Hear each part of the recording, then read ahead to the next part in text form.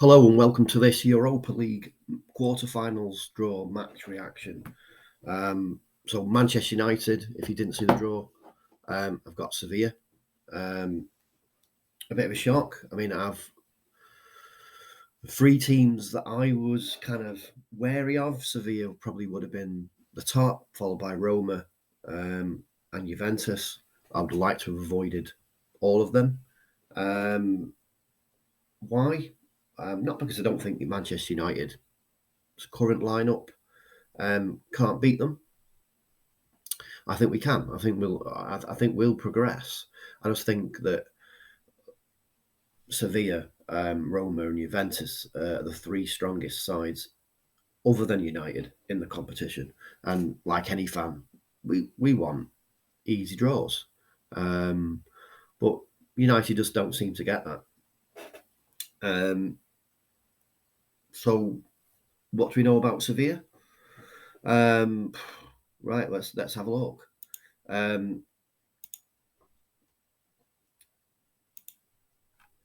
So obviously they're playing La Liga. The club was formed in 1890. Their recent run of form makes it look like they. Let's have a look. When did they last lose a game?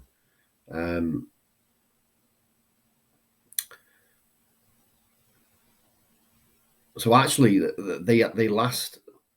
Yeah.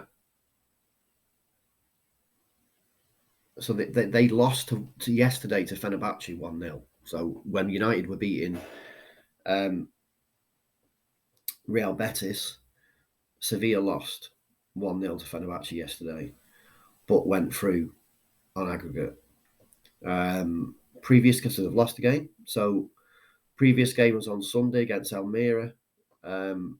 They won 2-1, so that was in their home league. And the previous game before that was the round of 16, so the first leg, and they beat Fenerbahce 2-0.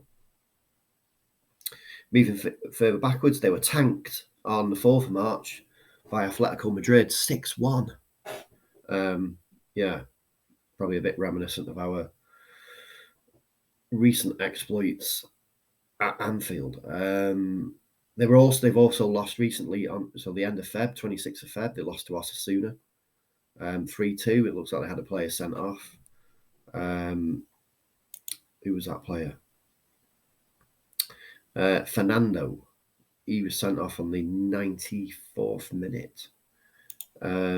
So it looks like, looking back at their recent record, so if we go back to the 5th of Feb, they lost 3-0 to Barca. Obviously, United knocked them out.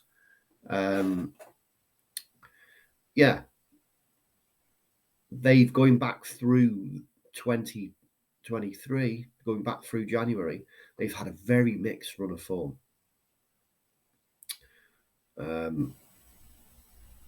Now, that doesn't really mean anything for the Europa League quarterfinals, but what it does for me anyway, it gives me a bit of confidence that if we can approach that game with a full squad, we've got no injuries, we've got the likes of Casemiro and Bruno and Rashford, and even, Sabitzer on the bench, so we can bring him on when we need him. I think he looked quite bright yesterday. Don't know about you. I think he offers us something that McTominay doesn't, And McTominay, for all his faults, I'm not sure whether he's an attacking midfielder, defensive midfielder. Let me know what you think in the comments. Going back to Sevilla, look at their squad. They got Jesus Navas. Sorry, he used to play for City. Alex Tellez, believe it or not, as a defender. Who have they got in the midfield? So Fernando, the guy who got sent off, I mentioned, he's a midfielder. Ivan Rakitic, now that's a name from the past. He must be getting on a little bit now. Yeah, so he is right. So he's 44. Sorry, 34. So it's not too old. But I mean, unless his fitness is not up there, United are running ragged. So predictions for the game. Let's have a look at the back to the fixtures. So the game's going to be played in April.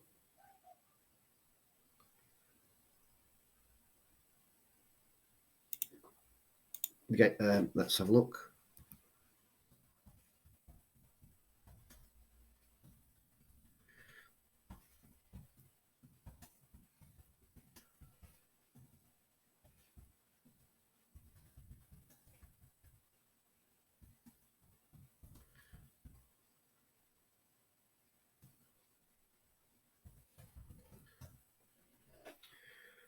So the quarter-final first legs, they'll be played on Thursday, April the 13th, with the follow-up, the quarter-final second legs being played on Thursday, April 20th.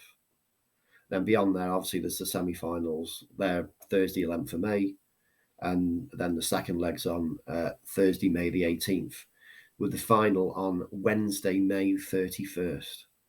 Now, from what I can gather, the final will be played in Budapest at the Puskás Arena.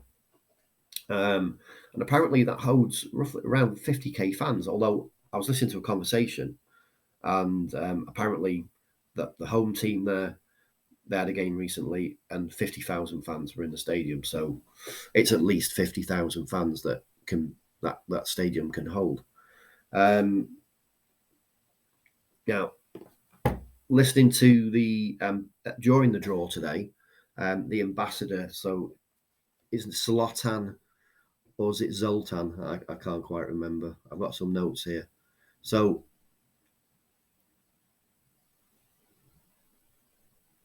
yeah, Zoltan Gera. So that's a name as well. And I didn't recognise his face because he's grown a bit of a beard, a bit like I've got. And they were showing some clips beforehand during his career, his playing career. I mean, yeah, it must have been a few years ago. By all accounts, he played for Fulham and got to the Europa final with Fulham. And he was talking about how he thinks that clubs need a minimum of a squad of 20 good quality players who are willing to sacrifice everything to get to the final of this competition. I don't think it's quite that serious. Obviously, no matter what, a modern day football club needs strength in depth. So you're always fighting for more than one competition. I mean, look at United. Play Fulham on Sunday in the FA Cup, no Casemiro. But maybe that'll allow other players to, Ten Hag will tinker with a squad. I wouldn't be surprised if at some point we don't see Martinez step up into midfield.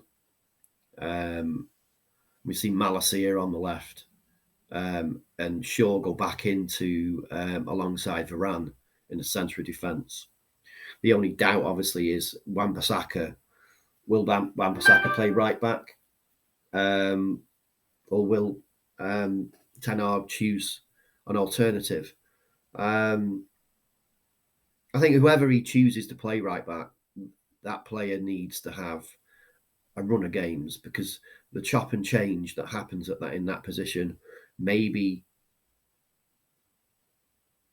doesn't allow that player to settle down and improve, because we've seen that both Wan-Bissaka, both right backs that we have played well in that position this season, but with little bits of time out, they kind of literally kind of their form dissipates, and Wan-Bissaka, but especially, I personally think it's last night against Betis. I don't think it was one of his better games.